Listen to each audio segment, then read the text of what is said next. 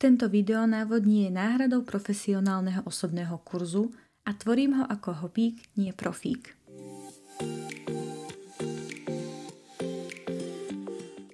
V tomto svete plnom plateného Hero a kurzov na Google Disku som sa rozhodla predať vám svoje skúsenosti verejne na YouTube. Napriek tomu, že sa nezaradzujem medzi profesionálov, verím, že toto video pomôže aspoň niekomu v jeho začiatkoch tohto nádherného koníčka. Ukážem, aké pomôcky a materiály pre kompletnú gelakovú manikúru potrebujete a takisto aj detailný postup. Poďme na to.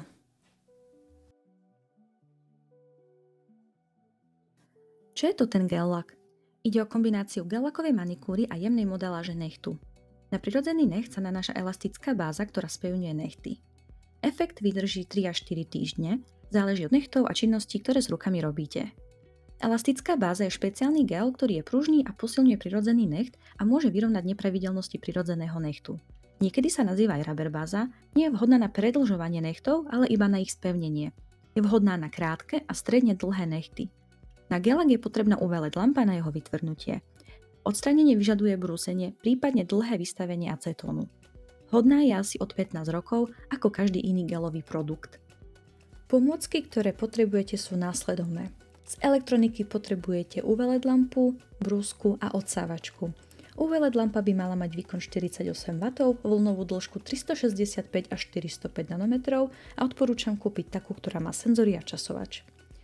Do výbavy patrí brúska s výkonom aspoň 35 W a 35 000 otáčok. Dôležité sú aj váha pera brúsky a krútiaci moment pera v newton-centimetroch. Čím vyššie je to číslo, tým lepší je výkon pera. Začiatočníkovi na gel-lak postačia menej výkonné modely ako je JD500 alebo JD700, mne sa mi taká dlho slúžila. Pre lepší výkon za seba odporúčam Exosilent SX7, medzi profesionálne brúsky patrí Marathon 3 Champion alebo Claudine. Odsávačka. Povedala by som, že je voliteľné, ale môžete tak riskovať svoje zdravie, pretože hlavne pri brúsení materiálu sa veľmi práši. Ja používam aj respirátor a aj odsávačku Holivika V3. Z manikérskych nástrojov potrebujete jednorázový pilník, zatlačovač kožičky, bity do fresky a tenké manikérske nožničky. Jednorazový pilník by ste mali mať o hrubosti 180, tá hrubosť je vhodná na prírodný necht. 150 alebo 100 možno použiť jedine na materiál, pretože sú to väčšie drsnosti. Na výber sú buď klasické pilníky, ktoré sú dostupné na každom manikérskom e-shope, alebo vymeniteľné systémy so základňou a jednorazovými brúsnymi papierikmi. Tie vyrába Stalex alebo VK Studio. Pilníky sú kvôli hygiene jednorázové, po použití ich vyhoďte. Ako zatlačovač kožičky môžeme použiť pomarančové drievko, ktoré je jednorázové, alebo kopytko, ktoré sa dá dezinfikovať a znova použiť. Bity do fresky. Tie sú buď diamantové, karbidové alebo keramické. Ich hrubosť sa označuje farbami žltá, ktorá je extrémne jemná, červená, modrá, zelená, niekedy fialová a čierna, ktorá je najdrsnejšia. Diamantové fresky sa používajú na hĺbkovú manikúru a teda brúsenie a čistenie kutikuly.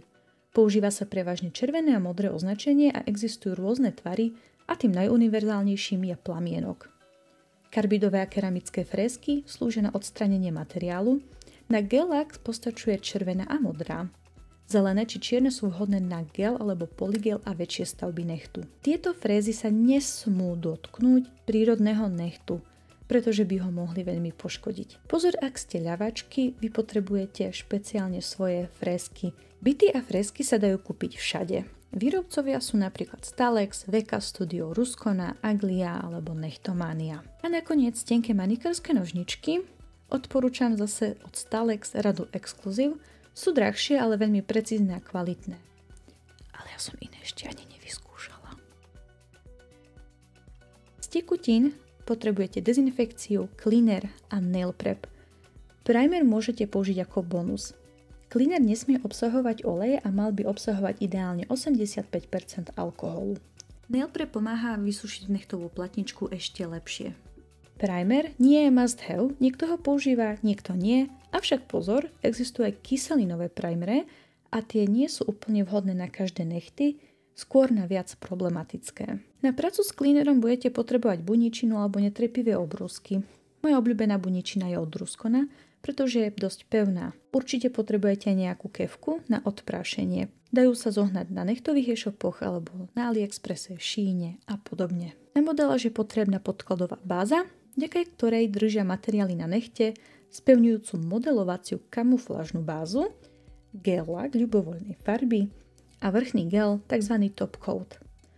Top coat môže byť lesklý, matný, s rôznymi trblietkami alebo efektami. Veľmi dôležitá pomôcka je aj detailný liniový štetec, tzv. Aj detailer. Na záver nesmie chýbať starostlivosť o nechty, takže si zabezpečte aj nejaký olejček, ktorý je vhodné aplikovať aj každý deň.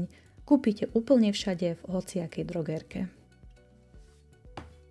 Skôr, než začneme s aplikáciou gel laku, poďme sa rýchlo pozrieť na základné časti nechtu. Je to veľmi dôležité, aby sme vedeli, s ktorými časťami ako pracovať. Nechtová platnička. Je tvrdá, viditeľná časť nechtu. Lunula. Polmesiačik na spodnej časti nechtu, väčšinou blečí alebo biely. Nie je vždy dobre viditeľný na všetkých nechtoch.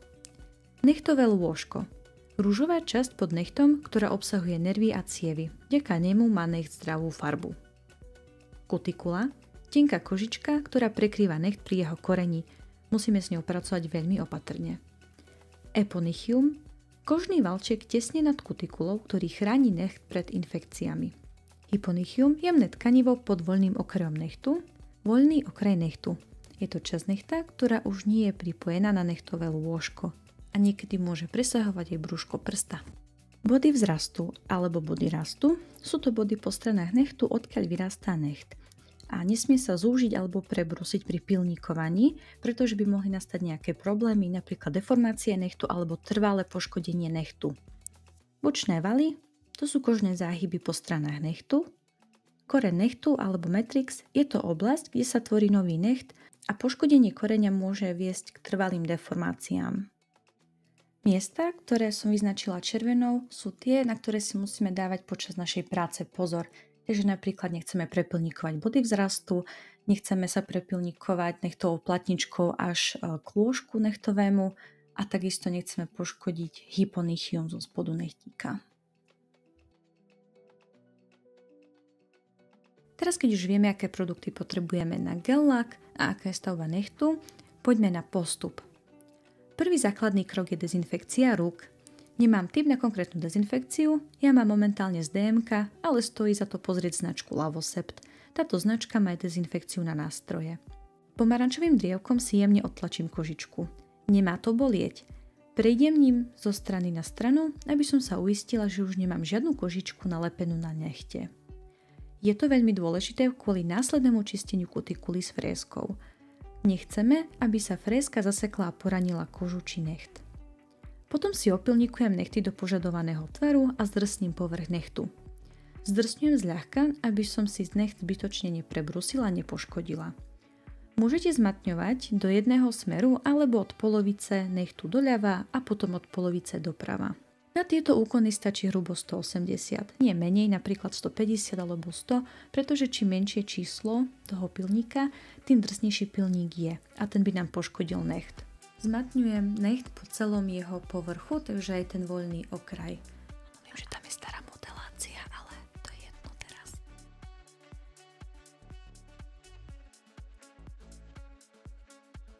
Ďalej si upravím voľný okraj nechtu do požadovaného tvaru.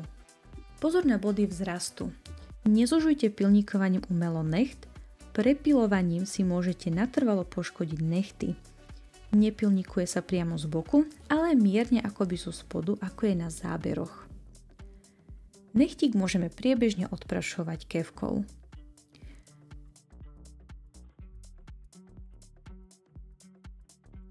Úpravu voľného okraja zmatnenie nechtu vždy vykonávam predtým, ako budem vykonávať hĺbkovú manikúru. Je to z toho dôvodu, že teraz ak si náhodou trošku drbnem do tej kožičky, tak to nebude taký problém, ako keď ju už bude mať krásne upravenú a potom by som si tým pilníkom do nej nechtiac zašla. Na čo som ja expert?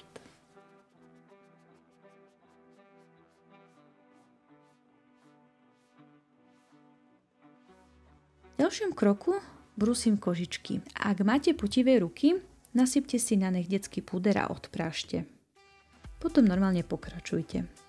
Na čistenie kutikuly použijem diamantovú frésku s červeným označením, čo je jemná drsnosť. Volím tvar plamienka. Na hrubšie či drsnejšie nechtové okolie je možné použiť aj modrú hrubosť. Odporúčam začať radšej s červenou a ak sa zdá, že to nefunguje, vymenila by som za modrú.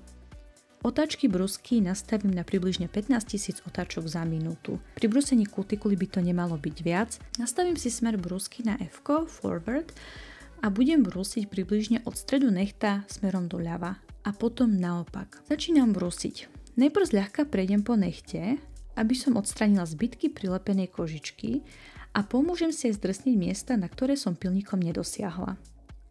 Potom obrúsim kožičku. Snažím sa už nedotýkať nechtu, takže pri tom pohybe sa snažím frézičku držať nad nechtom. Robím krátke pohyby. Maličkom si robím oporný bod, aby fréza neutekala. Tento proces nemá byť nepríjemný, cítiť by ste ideálne mali jemný dotyk frézy. Brúskou nijak netlačím na kožičky a iba sa jej dotýkam. Pracujem brúškom plamienka, nie špičkou. Na to veľký pozor. Dodržujem uhol menej ako 45 stupňov. Miesto stačí prejsť párkrát a netreba to preháňať, aby nedošlo k poraneniu kože. Fréskou taktiež môžem trošku uhladiť bočné valy, ak ich mám drsnejšie. Odporúčam pravidelne odprašovať. Keď som s brúsením spokojná, príde na rad strihanie kožičky. Nožničky mám v polohe kolmo na necht. Striham krátkými pohybmi odumretú časť kutikuly, možno po 1 až 2 mm. Ak si nie ste istí, koľko strihať, tak zastrihávajte veľmi pomaly a ak by ste mali pocit, že to bude bolieť, zastrihnite menšiu časť kutikuly. Vizuálne je však vidieť tú bledšiu až takmer bielu časť kožičky a to je ideálne odstrihnúť. Je tu už mŕtvá časť tej kože, takže preto by to nemalo bolieť. Ak to bolí, tak strihate do živého. Odstrihnutú časť kožičky si niekedy posúvam nabok iným prstom, aby som videla lepšie, na aké miesto mám strihnúť. Zo začiatku nevadí, ak ustrihnete menej, než je reálne možné, pretože bezpečnosť je na prvom mieste.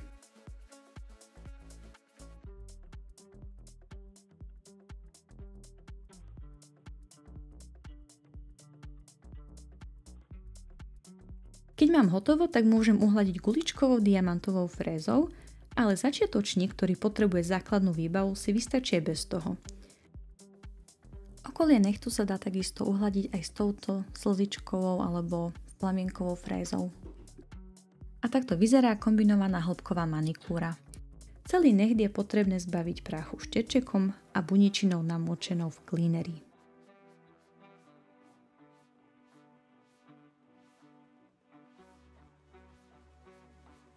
A toto je môj výsledok a keďže ja sa učím, určite by to mohlo byť lepšie, ale sme pripravení na lakovanie gel laku.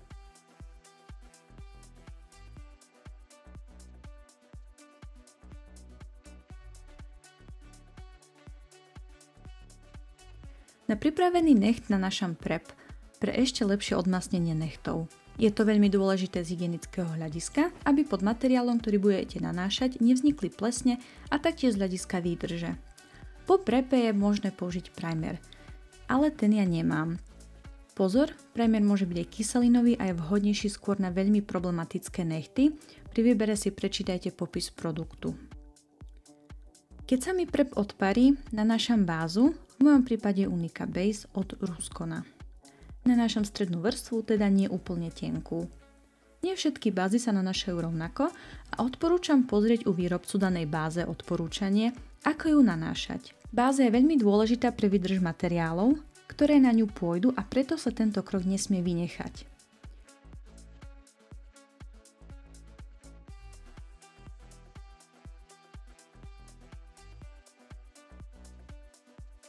V ďalšom kroku spevním nechty gelakovou bázou, niekedy nazývaná aj rubber báza. Takéto báze sa predávajú v rôznych farbách, niekedy aj s efektom, niekedy bez a existujú aj v priesvitnej variante. A zväčša sú tak jemne krycie.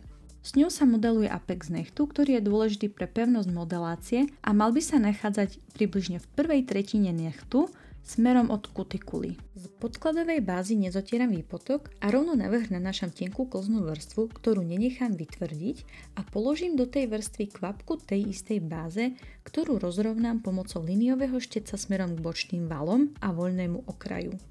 Niekedy jedna kvapka nemusí stačiť, ja som tu naniesla v podstate dve, kvôli tomu, že mám trošku dlhší nechtík a chce to viac praxe, vedieť vychytať to správne množstvo v lakovej báze, ktorú treba na nechtík pridať. Detailerom sa snažím presúvať ten materiál veľmi, veľmi ľahkým dotykom. A teda treba mať dosť ľahkú ruku. Pomáham si otočením prsta a aj v tejto pozícii môžem narovnať materiál líniovým štecom.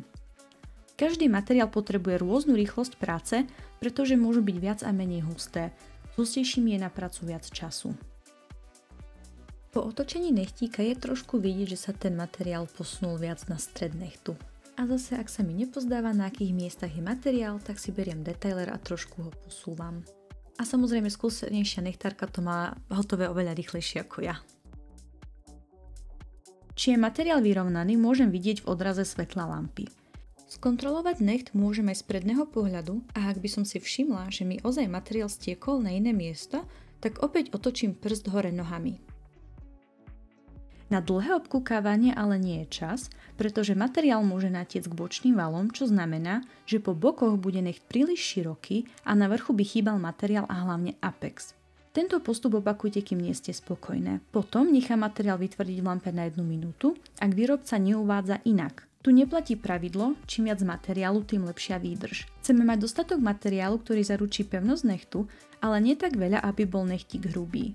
Necht nechávam vytvrdiť jeden po druhom, takže nemodelujem naraz všetky nechty. Ak by boli na nechte po vytvrdnutí nejaké hrbolky, nebudete sa ich ohľadiť pilníkom, ale predtým je potrebné zotrieť výpotok cleanerom a buničinou. Keď máme pekne namodelovaný necht, tak stačí už len naniesť farebný gel-lak, prípadne nejakú nálepku, vodolepku alebo zakončiť prácu top coatom. Ja budem nanášať aj farbu.